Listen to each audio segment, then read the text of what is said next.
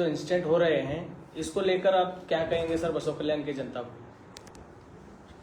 ಸಮಸ್ತ ಬಸವ ಕಲ್ಯಾಣದ ಮಹಾಜನತೆಗೆ ನಮಸ್ಕಾರಗಳು. ರಿಫಾ ಆಸ್ಪತ್ರೆ ಬಗ್ಗೆ ನಾನು ಸಾಕಷ್ಟು ಸಲ ತಾಲೂಕಾ ಕೆಡಿಪಿ ಸಭೆಯಲ್ಲಿ, ಡಿಸ್ಟ್ರಿಕ್ಟ್ ಇನ್ಚಾರ್ಜ್ ಮಿನಿಸ್ಟರ್ ಅವರ ಕೆಡಿಪಿ ಸಭೆಯಲ್ಲಿ ನಾನು ಸಾಕಷ್ಟು ರಿಫಾ ಆಸ್ಪತ್ರೆಯ ಕರ್ಮಕಾಂಡದ ಬಗ್ಗೆ ನಾನು ಸಾಕಷ್ಟು ಸಲ ಚರ್ಚೆ ಮಾಡಿದ್ದೆ. ರಿಫಾ ಆಸ್ಪತ್ರೆಯಲ್ಲಿ ಎವರೇಜ್ ಯಾರೇ ಬಡವರು ಡೆಲಿವರಿಗೆ ಹೋದ್ರಂದ್ರ ಅವರಿಗೆ ತೃಪ್ತಿಯಾದ ತನ ಒಬ್ಬಲ್ಲಿ ದುಡ್ಡು ಸುಳಿದು ಹೊಟ್ಟಿ ಕೊಯ್ದು ಸೀಸನ್ ಮಾಡಿ ಕಳಿಸ್ತಕ್ಕಂಥ ಸಾಕಷ್ಟು ಪ್ರಕರಣಗಳು, ನೂರಾರು ಪ್ರಕರಣಗಳು ಆ ಆಸ್ಪತ್ರೆಯಲ್ಲಿ ನಡೀತಾ ಇದೆ ಅಂತಕ್ಕಂಥದ್ದು ನಾನು ಬಹಳಷ್ಟು ದಿವಸಗಳಿಂದ, ನಾನು ಪ್ರಥಮ ಬಾರಿ ಶಾಸಕನಾಗಿದ್ದಾಗ ಹಿಡ್ಕೊಂಡು ನಾನು ಆ ಆಸ್ಪತ್ರೆ ಬಗ್ಗೆ ಬೆಳಕನ್ನ ಚೆಲ್ತಾ ನಾನು ಬಂದಿದ್ದೆ. ನಾನು ಪ್ರಥಮ ಬಾರಿ ಶಾಸಕನಾದಾಗ ಡಾಕ್ಟರ್ ತಾಜುದ್ದೀನ್ ಅವರ ನಡತೆಯನ್ನು ಮನಗಂಡು, ಅವರ ದುಡ್ಡಿನ ಮೇಲೆ ಇರತಕ್ಕಂಥ ಹಬಬಿಯನ್ನ ಮನಗಂಡು ನಾನು ಬೇರೆ ಕಡೆ ವರ್ಗಾವಣೆ ಮಾಡಿದ್ದೆ. ಇಂಥ ದುರ್ವರ್ತನೆ ವೈದ್ಯರು ಬಸವ ಕಲ್ಯಾಣದಲ್ಲಿ ಇರಬಾರದು, ಇಂಥ ಕೆಟ್ಟ ವೈದ್ಯರು ಬಸವ ಕಲ್ಯಾಣದಲ್ಲಿ ಇರಬಾರ್ದು ಅಂತ ನಾನು ಬೇರೆ ಕಡೆ ಅವ್ರಿಗೆ ವರ್ಗಾವಣೆ ಮಾಡಿದ್ದೆ. ಮತ್ತೆ ಯಾರೋ ರಾಜಕಾರಣಿಗಳು ಅವರಿಗೆ ಅವ್ರ ಬಳಿ ಹೋಗಿ ದುಡ್ಡು ಕೊಟ್ಟು ಅವ್ರು ಮತ್ತ ಬಸವ ಕಲ್ಯಾಣಕ್ಕೆ ಬಂದರು. ನಾನು ಫಸ್ಟ್ ಟೈಮ್ ಶಾಸಕನಾದಾಗ ರಿಫಾ ಆಸ್ಪತ್ರೆಯಿಂದ ನನಗೂ ಕರೆ ಬರ್ತದ, ನನಗೂ 25 ಲಕ್ಷ ರೂಪಾಯಿ ಕೊಡ್ತೀವಿ ಅಂತ ಹೇಳಿ ನನಗೆ ಡಿಮ್ಯಾಂಡ್ ಮಾಡ್ತಾರ. ನಾನು ಅವಾಯ್ಡ್ ಮಾಡಿದ ತಕ್ಷಣ ಮತ್ತೆ 50 ಲಕ್ಷ ರೂಪಾಯಿ ನನಗೆ ಕೊಡ್ತೀವಿ ಅಂತ ಹೇಳಿ ಆ ಆಸ್ಪತ್ರೆಯಿಂದ ನನಗೆ ಡಿಮ್ಯಾಂಡ್ ಮಾಡ್ತಾರ. ಅದಕ್ಕೆಲ್ಲನೂ ನಾನು ರಿಜೆಕ್ಟ್ ಮಾಡಿದೊಳಗ ಅವ್ರು ಬೇರೆಯವ್ರ ಬಂದು ಹೋಗಿ ದುಡ್ಡು ಕೊಟ್ಟು ಬಂದು ಮತ್ತೆ ಇದೇ ಬಸವ ಕಲ್ಯಾಣ ಬರ್ತಾರ, ಮತ್ತೆ ತಮ್ಮ ಪ್ರವೃತ್ತಿ, ಹಳೆ ಪ್ರವೃತ್ತಿಯನ್ನ ಮತ್ತೆ ಪ್ರಾರಂಭ ಮಾಡ್ತಾರ. ಬಹಳಷ್ಟು ಸಲ ನಾನು ನೋವಿನಿಂದ ಹೇಳಿದ್ದೆ, ಅವರ ದುಡ್ಡಿನ ಹಪ್ಪಿ ಬಡ ಜನರಿಗೆ ಕಿತ್ತಿಂತಕ್ಕಂಥ ಅವರ ಗುಣ, ಅವರೊಬ್ಬ ಕ್ರೂರಿ ವೈದ್ಯರು ಅಂತ ಹೇಳಿ ಸಾಕಷ್ಟು ಸಲ ನಾನು ಹೇಳಿದ್ದೆ. ಮೊನ್ನೆ ಬಸವ ಕಲ್ಯಾಣದ ಒಬ್ಬ ಸಹೋದರಿ ಸಾದಿಯಾ ವೈಫ್ ಆಫ್ ಖಲೀಲ್, ಆಕೆಯ ವಯಸ್ಸು 24. ರಿಫಾ ಹಾಸ್ಪಿಟಲ್ಗೆ ಅವಳು ಡೆಲಿವರಿ ಸಲುವಾಗಿ ಹೋಗ್ತಾಳ. ಇವ್ರೇನ್ ಮಾಡ್ತಾರ, ಎಲ್ಲಿ ತನಕ ಇಟ್ಕೊಳ್ತಾರಂದ್ರ ದುಡ್ಡು ಸುಲಿತಾರ ಅವ್ರ ಬಲ್ಲಿ. ದುಡ್ಡು ಸುಲಿದು ಮೆತ್ತಗಾಗಿ ಹೋಗ್ಬೇಕು ಪೇಷಂಟ್ಗಳು, ಆವಾಗ ಬ್ಯಾರಿ ಕಡೆಗೆ ಕಳಿಸ್ಕೊಡ್ತಾರ. ಸಹೋದರಿ ಸಾದಿಯಾ ವೈಫ್ ಆಫ್ ಖಲೀಲ್ ಅಂತಕ್ಕಂಥಕ್ಕೆ ರಿಫಾ ಆಸ್ಪತ್ರೆಯ ಎಲ್ಲ ಸಿಬ್ಬಂದಿ, ಡಾಕ್ಟರ್ ತಾಜುದ್ದೀನ್ ಅವರ ವೈಫ್ ಗೈನಕಾಲಜಿಸ್ಟ್, ಅವ್ರ ಹೆಸರು ನನಗೆ ಗೊತ್ತಿಲ್ಲ, ಸಾದಿಯಾ ಅಂತಕ್ಕಂಥ ಸಹೋದರಿಯ ದುರ್ಮರಣ ಆಗ್ತದ. ಸಾದಿಯಾ ವೈಫ್ ಆಫ್ ಖಲೀಲ್ ಏನೋ ನೆಗ್ಲಿಜೆನ್ಸಿಯಿಂದ, ಡಾಕ್ಟರ್ ತಾಜುದ್ದೀನ್ ಮತ್ತು ಆಸ್ಪತ್ರೆ ಸಿಬ್ಬಂದಿಯ ನೆಗ್ಲಿಜೆನ್ಸಿಯಿಂದ ಆಕೆ ದುರ್ಮರಣ ಆಗ್ತದ. ಆವಾಗ ಆ ಸಾದಿಯಾ ವೈಫ್ ಆಫ್ ಖಲೀಲ್ ಅವರ ಎಲ್ಲ ಕುಟುಂಬದವರು ಆ ಹಾಸ್ಪಿಟಲ್ ಮೇಲೆ ಹೋಗಿ ಹಮಲ ಮಾಡ್ತಾರ. ನಿಮ್ಮಿಂದ ನಮ್ಮ ಮಗಳು ಪ್ರಾಣ ಕಳ್ಕೊಂಡ್ರು ಅಂತೇಳಿ ಆ ಆಸ್ಪತ್ರೆ ಮೇಲೆ ಹಮಲ ಮಾಡ್ತಾರೆ. ಬೇಕಾದ್ರೆ ಆಸ್ಪತ್ರೆ ಮೇಲೆ ಹಮಲ ಮಾಡಿದ್ದು ವಿಡಿಯೋಗಳು ತಾವು ನೋಡಬಹುದು. ಆಸ್ಪತ್ರೆ ಸಿಬ್ಬಂದಿ ಮೇಲೆ ಹೋಗಿ ಮನನೊಂದು 24 ವರ್ಷದ ಸಹೋದರಿಯನ್ನ ಕಳ್ಕೊಂಡು ಅಂತೇಳಿ ಕೈ ಮಾಡ್ತಾರ. ಅಲ್ಲಿರ್ತಕ್ಕಂಥ ಕಂಪ್ಯೂಟರ್ ಆಗಲಿ ಸಿಸ್ಟಮ್ ಆಗಲಿ ಕಿತ್ತಿ ಎಸಕ್ತಾರ. ಒಂದೇ ಸವನ ಸಾಕಷ್ಟು ನೋವಾಗಿ ಆ ಆಸ್ಪತ್ರೆ ಮೇಲೆ ಹಮಲ ಮಾಡ್ತಾರೆ. ತಾವು ನೋಡಬಹುದು. ಬಹಳ ನೋವಿನ ಸಂಗತಿ ನನಗೆ ಅನಿಸ್ತದೆ ಏನಪ್ಪ ಅಂದ್ರ, ಸಾದಿಯಾ ಅಂತಕ್ಕಂಥ ಒಬ್ಬ 24 ವರ್ಷದ ಸಹೋದರಿ ಡಾಕ್ಟರ್ ತಾಜುದ್ದೀನ್ ನೆಗ್ಲೆಕ್ಟ್ ಮಾಡೋದ್ರಿಂದ ತನ್ನ ಜೀವನೇ ಕಳ್ಕೋತಾಳ. ಆಕಿ ಕಲಬುರಗಿ ಆಸ್ಪತ್ರೆಯೊಳಗೆ ಡೆಲಿವರಿ ಆಗ್ತದ. ಒಂದು ಚಿಕ್ಕ ಮಗು ಅನಾಥ ಆಯ್ತು. ಇದರಿಂದ ನೊಂದಂತಹ ಕುಟುಂಬ ಅತ್ಯಂತ ನೋವಿನಿಂದ ಭಾರವಾದಂತಹ ಮನಸ್ಸಿಂದ ಆಸ್ಪತ್ರೆಗೆ ಹೋಗಿ ಒಂದೇ ಸಲ ಜಗಳ ಮಾಡಿ ಎಲ್ಲ ಅಲ್ಲಿರ್ತಕ್ಕಂಥದ್ದು ಸಿಟ್ಟಿನಿಂದ ಪುಡಿ ಪುಡಿ ಮಾಡ್ತಾರ. ನನಗೆ ಬಹಳ ನೋವು ಅನಿಸ್ತದ. ಬಸವ ಕಲ್ಯಾಣದ ಯಾವ ಮಾಧ್ಯಮದೊಳಗೂ ಇದು ಸುದ್ದಿ ಆಗಲ್ಲ. ಬಸವ ಕಲ್ಯಾಣದೊಳಗೆ ಎಲ್ಲರೂ ಒಂದು ಗುಂಡಿ ಬಿದ್ದಿತ್ತು ಅಂದ್ರೆ ಅದು ಸುದ್ದಿ ಆಗ್ತದೆ. ಎಲ್ಲ ಮಾಧ್ಯಮದವರು ಹೊರಬಂದು ತೋರಿಸ್ತಾರ. ಇದಕ್ಕೆ ಶರಣು ಸಲಗರ್ ಕಾರಣ. ಎಲ್ಲ ಮಾಧ್ಯಮದವರು ಓಡಾಡ್ ಬರ್ತಾರ. ನನ್ನ ಮಾಧ್ಯಮದ ಸ್ನೇಹಿತರಿಗೆ ನಾನು ಕೇಳ್ತೀನಿ, ಆ ಆಸ್ಪತ್ರೆ ಮೇಲೆ ಆದಂತ ಹಮಲಾ, ನೋವಿನಿಂದ ಆದಂತ ನೋವು ತೋಡ್ಕೊಂಡರ ಆ ಕುಟುಂಬದವರು, ಆ ಸಾದಿಯಾ ಅಂತಕ್ಕಂಥ ಸಹೋದರಿಯ ಕುಟುಂಬ ವರ್ಗದವರು ಅಲ್ಲಿ ಸುಮಾರು 400-500 ಜನ ಲೈವ್ ನೋಡ್ತಾರ. ಯಾವ ಮಾಧ್ಯಮನೂ ಸುದ್ದಿ ಮಾಡಲ್ಲ.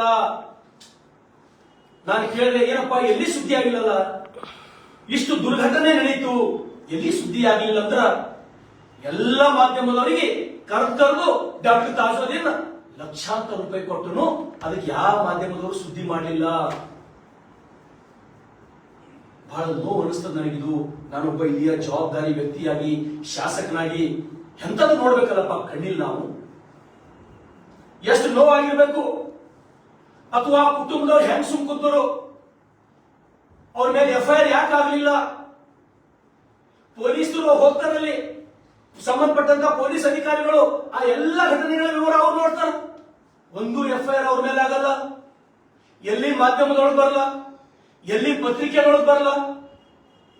ಒಂದು ನಾಯಿ ಸತ್ರ ಪತ್ರಿಕೆಗಳೊಳಗೆ ಬರ್ತದೆ, ರೋಡ್ ಮೇಲೆ ಒಂದು ಹಂದಿ ಸತ್ರ ಪತ್ರಿಕೆಗಳೊಳಗೆ ತೋರಿಸ್ತೀನಿ, ಶರಣು ಸರ್ಕಾರ ಕಡೆ ಪಟ್ಟು ಮಾಡ್ತೀನಿ, ತೋರಿಸ್ತೀನಿ, ನಾನು ರೆಡಿ ಇದ್ದೀನಿ.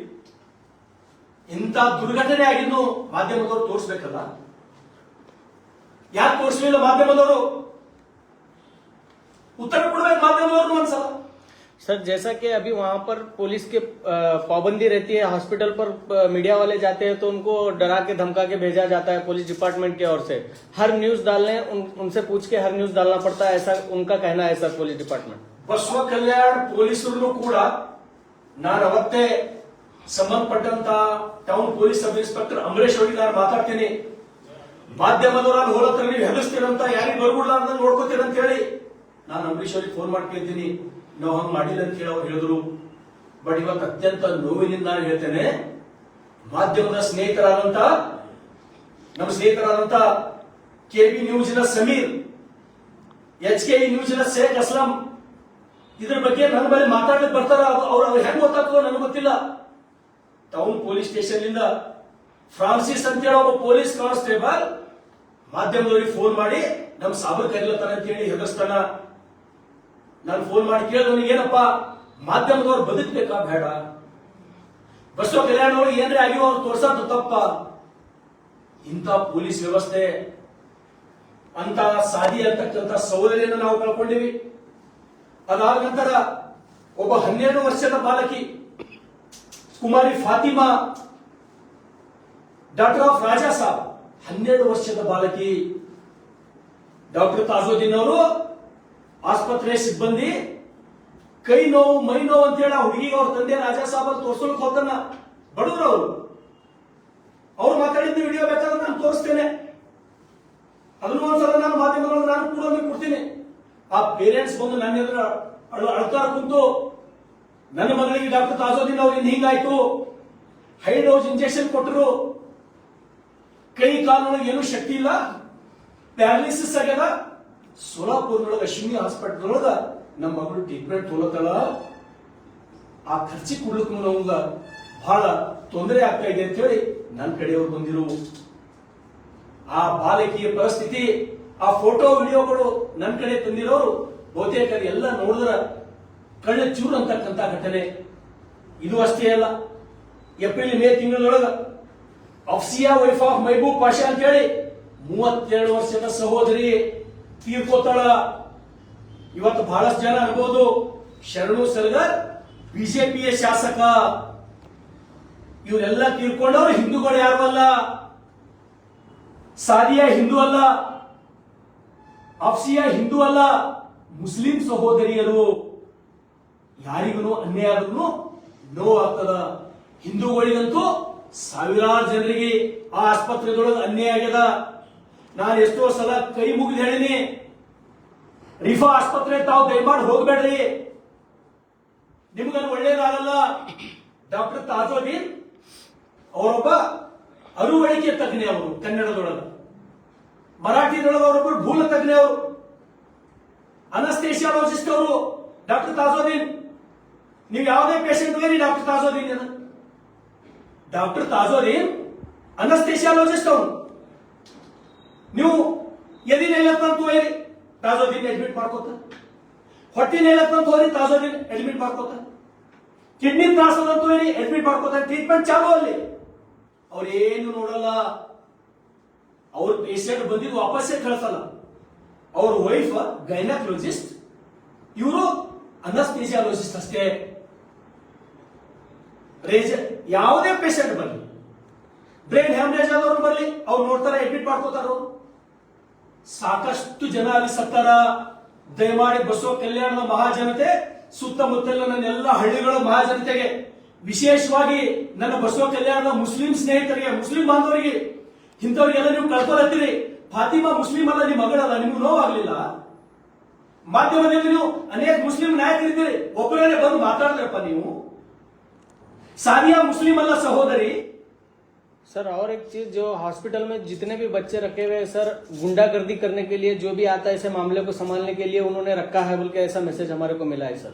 ಅವರು ಕಳೆದ ಸಲ ಒಬ್ಬ ನಮ್ಮ ಸ್ನೇಹಿತನ ಸಹೋದರಿ, ಆಕಿನ ಹೆಂಡತಿ ಹೆಸರೇನಪ್ಪ, ಕರುಣಾಬಾಯಿ ಅಂತಕ್ಕಂಥ ಒಬ್ಬ ಸಹೋದರಿಯ ನಿಧನ ಆಗ್ತದೆ ಅವ್ರ ನೆಗ್ಲಿಜೆನ್ಸ್ ಇಂದ, ಅವ್ರ ನಿಷ್ಕಾಳಜಿಯಿಂದ. ಕರುಣಾಬಾಯಿ ಅಂತಕ್ಕಂಥ ಒಬ್ಬ ಸಹೋದರಿಗೆ ನಾವು ಕಳ್ಕೊತೀವಿ. ಕಳ್ಕೊಂಡಂತ ಅವಳ ಗಂಡ ಕಂಪ್ಲೇಂಟ್ ಕೊಡ್ತಾನ. DHO ಅವರು ಎನ್ಕ್ವೈರಿ ಕಳೆದೊಳಗ ಡಾಕ್ಟರ್ ತಾಜುದ್ದೀನ್ ಅವ್ರ ಸಹೋದರ ಹೆಸರೇನು, ಜಿಯಾವುದ್ದೀನ್, ಗುಂಡಾಗರ್ದಿ ಮಾಡಿಸ್ತಾರೆ ಡಾಕ್ಟರ್ಗಳ ಮೇಲೆ. ಗುಂಡಾಗರ್ದಿ ಮಾಡಿಸಿದ್ದು ಅದಕ್ಕೆ ನಾನೇ ನಿದರ್ಶನ ಇದ್ದೀನಿ. ಅವ್ರು ಒನ್ ಟೈಮ್ ಬಸವ ಕಲ್ಯಾಣದಾಗ ಹೆಂಗಂದ್ರೆ ಕ್ಲೋಸ್ ಟುಗೆದರ್ ದುಡ್ಡು ಮಾಡ್ಯಾರ. ಬಡವ್ರ ರಕ್ತ ಹಿಡಿ, ಬಡವ್ರ ಹೊಟ್ಟಿ ಕೊಯ್ದು ಕೋಟಿ ಗಟ್ಟಲೆ ದುಡ್ಡು ಮಾಡ್ಯಾರ ಅವರು. ಬಸವ ಕಲ್ಯಾಣ ಸುತ್ತಮುತ್ತ ಅವ್ರ ಆಸ್ತಿಗೆ ಲೆಕ್ಕ ಇಲ್ಲ. ಕಲ್ಯಾಣ ಮಂಟಪಗಳು ಎಲ್ಲಿ ಬಂತಲ್ಲ ಆಸ್ತಿಗಳು, ಬಡವ್ರ ರಕ್ತ ಹಿರಿ. ಬಸವ ಕಲ್ಯಾಣದೊಳಗ ನಮ್ಮ ಬಸವ ಕಲ್ಯಾಣ ತಾಲೂಕು ಆಸ್ಪತ್ರೆ ಹೆಂಗಂದ್ರ ಯಾರೇ ಡೆಲಿವರಿಗೆ ಹೋದ್ರಂದ್ರ ಅಲ್ಲಿ 3 ನರ್ಸ್ ಒಳಗೆ ಇಟ್ಟಾರ. ಅವರು ಒಂದು ಪೇಷಂಟ್ ಅಲ್ಲಿ ಕಳಿಸಿದ್ರೆ 3,000 ರೂಪಾಯಿ ಅವ್ರಿಗೆ. ಡಾಕ್ಟರ್ ಅಪರ್ಣಾ ಮೇಡಮ್ ಅವ್ರಿಗೆ ನಾನು ಸಾಕಷ್ಟು ಸಲ ಬೆಳಕಿಗೆ ತಂದಿನಿ. ಅವ್ರಿಂದ ತಡೆ ಹಿಡಿಕಾಗಿಲ್ಲ. ನಾನು ಬಸವ ಕಲ್ಯಾಣದ ಸಮಸ್ತ ಮಹಾಜನತೆ ಕೈ ಮುಗಿದು ನಾನು ವಿನಂತಿ ಮಾಡ್ತೀನಿ. ನನ್ನೊಬ್ಬ ಡಾಕ್ಟರ್ ಆಯಿಷಾ ಅಂತಕ್ಕಂಥ ಒಬ್ಬ ಗೈನಕಾಲಜಿಸ್ಟ್ ಬಸವ ಕಲ್ಯಾಣದೊಳಗೆ, ಅವಳ ಹೆಸರು ನೆನ್ಪಿಡ್ತಾರೆ ಎಲ್ಲರೂ, ಡಾಕ್ಟರ್ ಆಯಿಷಾ.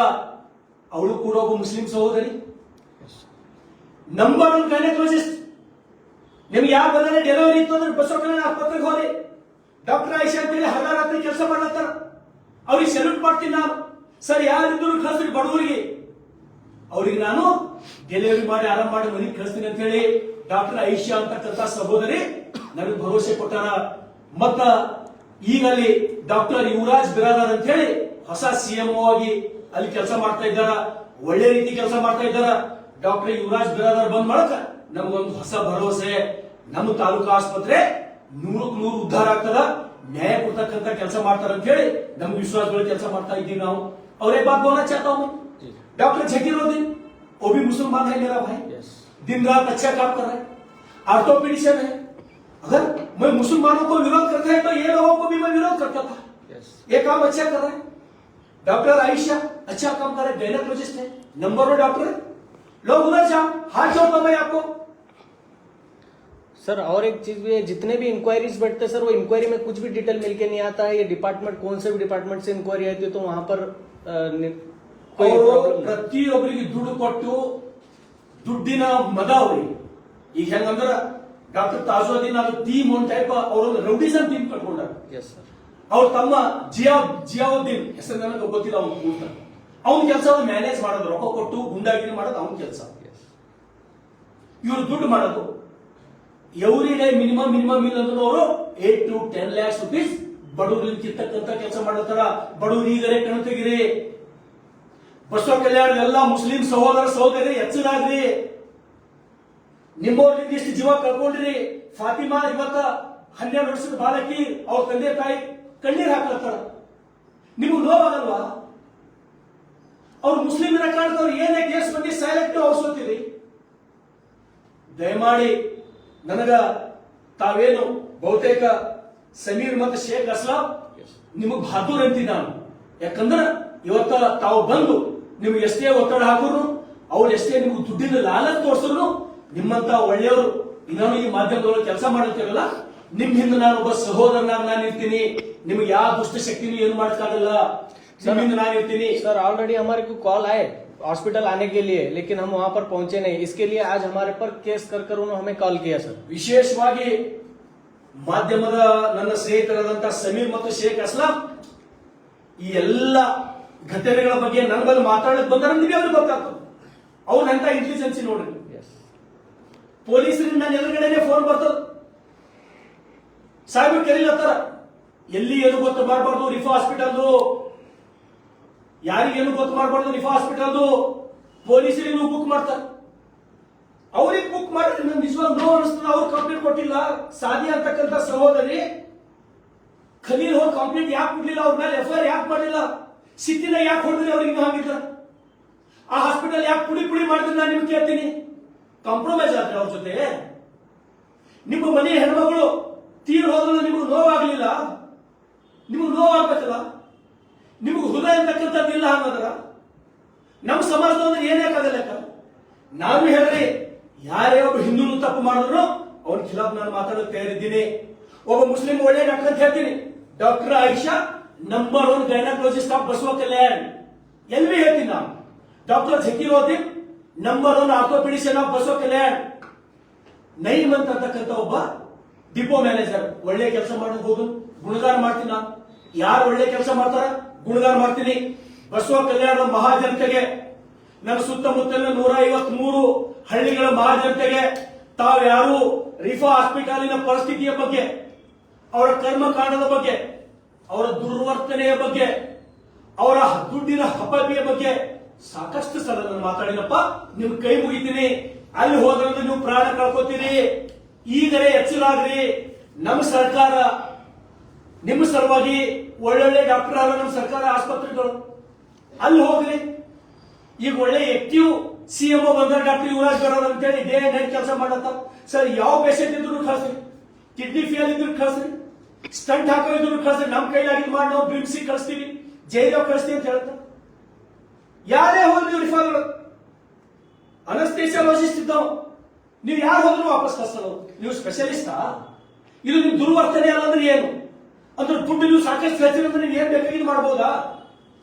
ಡಾಕ್ಟರ್ ತಾಜುದ್ದೀನ್, ನಿಮ್ಮ ನಡವಳಿಕೆದೊಳಗೆ ಬದಲಾವಣೆ ಆಗಲಿ.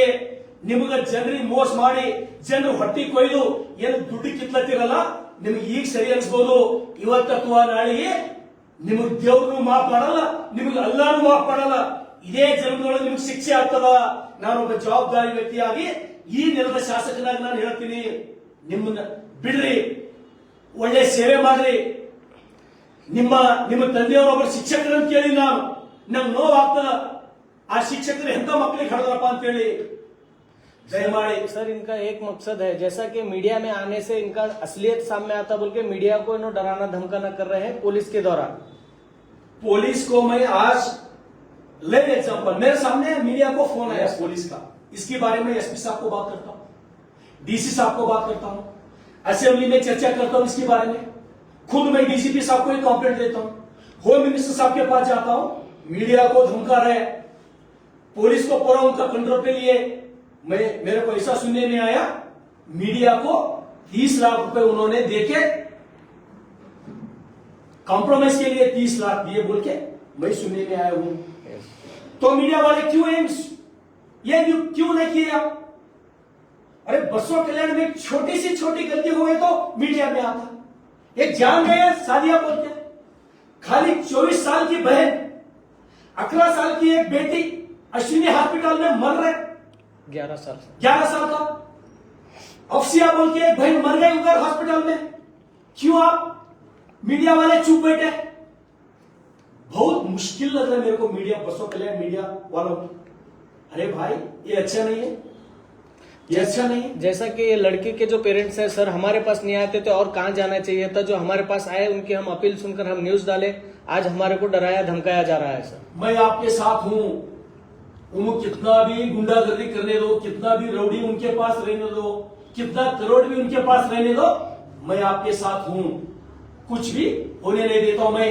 मैं खुद ये पूरे जो विषय है कर्नाटक राज्य मಕ್ಕಳ ಹಕ್ಕುಗಳ ರಕ್ಷಣಾ ಆಯೋಗ ಆಲ್ರೆಡಿ हमारे डीएचओ को लेटर लिखे, ನ್ಯೂ ರಿಫಾ ಆಸ್ಪತ್ರೆಯಲ್ಲಿ ಹೈ ಡೋಸ್ ನೀಡಿದ್ದರಿಂದ ಪಾರ್ಶ್ವವಾಯುಗೆ ಒಳಗಾಗಿರುವ ಬಗ್ಗೆ ಆಯೋಗದಲ್ಲಿ ಸ್ವಯಂ ಪ್ರೇರಿತ ದೂರು ऑलरेडी उन्होंने केस किए, एनक्वायरी के लिए राज्य महिला अध्यक्षರು कर्नाटक राज्य मಕ್ಕಳ हక్కుಗಳ रक्षणा आयोग बेंगलुरु ऑलरेडी लेटर लिखे, वो एनक्वायरी चलेगा।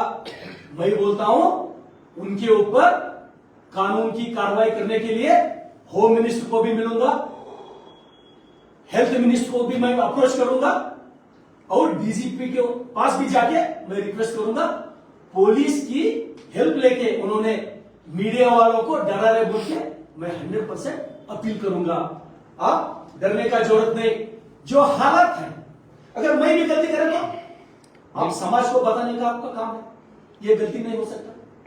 ನಾನು ದಯಮಾಡಿ ಈಗಾಗಲೇ ಅಧ್ಯಕ್ಷರು ಕರ್ನಾಟಕ ರಾಜ್ಯ ಮಕ್ಕಳ ಹಕ್ಕುಗಳ ರಕ್ಷಣಾ ಆಯೋಗದವರು ರಿಫಾ ಆಸ್ಪತ್ರೆ ಮೇಲೆ ಈಗಾಗಲೇ ಸ್ವಯಂ ಪ್ರೇರಿತ ದೂರನ್ನ ದಾಖಲಿಸಿ ಎನ್ಕ್ವೈರಿ ಪ್ರಾರಂಭ ಮಾಡಿದ್ದಾರೆ। ನಾನು ಎಸ್ಪಿ ಸಾಹೇಬ್ರಿಗೆ ಇವತ್ತೇ ಮಾತಾಡ್ತೀನಿ ಸರ್, ನಾನು ಕುಂತಾಗ ಮಾಧ್ಯಮದವ್ರು ನನ್ನ ಕುಂತಾಗ ಫ್ರಾನ್ಸಿಸ್ ಅಂತಕ್ಕಂಥ ಒಬ್ಬ ಪೊಲೀಸ್ ಕಾನ್ಸ್ಟೇಬಲ್ ನೀವು ಬರಬೇಕು, ಯಾವ ಲೆಕ್ಕಪ್ಪ ಇದು ಗುಂಡಾಗರ್ದಿ ಅಲ್ಲ ಅಂದ್ರೆ ಏನು? ಮಾಧ್ಯಮದವರು ಒಬ್ಬ ಶಾಸಕನ ಬಗ್ಗೆ ಬಂದು ಮಾತಾಡಬಾರ್ದ? ಎಲ್ಲಾ ಮಾಧ್ಯಮದವರು ಅಷ್ಟು ಮಂದಿ ಬುಕ್ ಆಗಿರೋದ್ರೆ ಇವರು ಬುಕ್ ಆಗ್ಬೇಕಾ? ನಾನು ಮಾತಾಡ್ತೀನಿ ಎಸ್ ಪಿ ಸಾಹೇಬ್ರಿಗೆ। ಹಾಗಾಗಿ ರಿಫಾ ಆಸ್ಪತ್ರೆ ಕರ್ಮಕಾಂಡ ಅವ್ರೇನ್ ಇವತ್ತ ಬಡವರ ಹೊಟ್ಟೆ ಕೊಯ್ಯೋದ್ರ ಮುಖಾಂತರ ಏನು ಜನರಿಗೆ ಕಿತ್ತು ತಿನ್ನಕ್ಕಂತ ಕೆಲಸ ಏನ್ ಮಾಡ್ಯಾರ, ಅದ್ರ ವಿರುದ್ಧ ನನ್ನ ಹೋರಾಟ ನಿರಂತರ ಇರ್ತದ। ಬಸವ ಕಲ್ಯಾಣ ಮಹಾಜನತೆಗೆ ನಿಮ್ಮ ಸೇವಕನಾಗಿ ನಿಮ್ಮ ಮಗನಾಗಿ ನಿಮ್ಗೆ ಕೈ ಮುಗಿದು ಹೇಳ್ತೇನೆ, ದಯಮಾಡಿ ರಿಫಾ ಆಸ್ಪತ್ರೆ ಬಗ್ಗೆ ನಿಮ್ಗೆ ಇಷ್ಟು ಕುಲಂಕುಷವಾಗಿ ನಾನು ಹೇಳ್ತಾ ಇದ್ದೀನಿ, ಏನ್ ಕಾಲ್ ಹಿಡಿದು ಹೇಳ್ಬೇಕಾ ನಿಮ್ಗ? ನಮ್ ಸರ್ಕಾರಿ ಆಸ್ಪತ್ರೆ ಈ ಸ್ಥಿತಿ ಒಳ್ಳೆ ರೀತಿ ಕೆಲಸ ಮಾಡತ್ತದ, ನಾವು ಫ್ರೀ ಒಳಗೆ ನಿಮ್ಗೆ ಟ್ರೀಟ್ಮೆಂಟ್ ಕೊಡ್ತೀವಿ, ನಂಬಲ್ ಬರ್ರಿ। ನಿಮ್ಗೆ ಡೆಲಿವರಿ ಇದ್ರೆ ಹೇಳ್ತೀನಿ, ನಾನು ಗ್ಯಾರಂಟಿ ಕೊಡ್ತೀನಿ ಡಾಕ್ಟರ್ ಆಯಿಷಾ ಅಂತ ಹೇಳಿ, ಒಳ್ಳೆ ಡಾಕ್ಟರ್, ಒಳ್ಳೆ ಗೈನಕಾಲಜಿಸ್ಟ್ ಅಂತ ಹೇಳಿ, ಒಳ್ಳೊಳ್ಳೆ ಡಾಕ್ಟರ್ಗಳು, ಡಾಕ್ಟರ್ ಜಕೀರುದ್ದೀನ್ ಆಯಿಷಾ ಅಷ್ಟೇ ಅಲ್ಲ, ಸಾಕಷ್ಟು ಜನ ಒಳ್ಳೆ ಡಾಕ್ಟರ್ ಬಸವ ಕಲ್ಯಾಣದೊಳಗರ active CMO chief medical officer doctor Yuvaraj ಯಾವತ್ತು ಬಂದು ಜಯನಗರ ಹಗರಾತ್ರಿ ಕೆಲಸ ಮಾಡತ್ತಾರ। ಸರ್ ಯಾರೇ ಇದ್ರು ನಂಬಲ್ ಕಳಿಸ್ರಿ। ಇವತ್ತು ನಾನು ಬೆಳಗ್ಗೆ ಅವ್ರಿಗೆ ಮಾತಾಡಿನಿ, ಡಯಾಲಿಸಿಸ್ ಪೇಷಂಟ್ ಬಸವ ಕಲ್ಯಾಣದೊಳಗೆ ಎಷ್ಟಾರ ಡಾಕ್ಟ್ರೆ ನಂಬಲ್ಲಿ ಅವ್ರದ್ದು ಡಯಾಲಿಸಿಸ್ ಆಗ್ಬೇಕು, ನಿಮ್ಗೆ ಎಷ್ಟು ಡಯಾಲಿಸಿಸ್ ಮಷಿನ್ಗಳು ಬೇಕು, ಯೂನಿಟ್ಗಳು ಬೇಕು ಹೇಳ್ರಿ, ನಾನು ಕೊಡ್ತೀನಿ।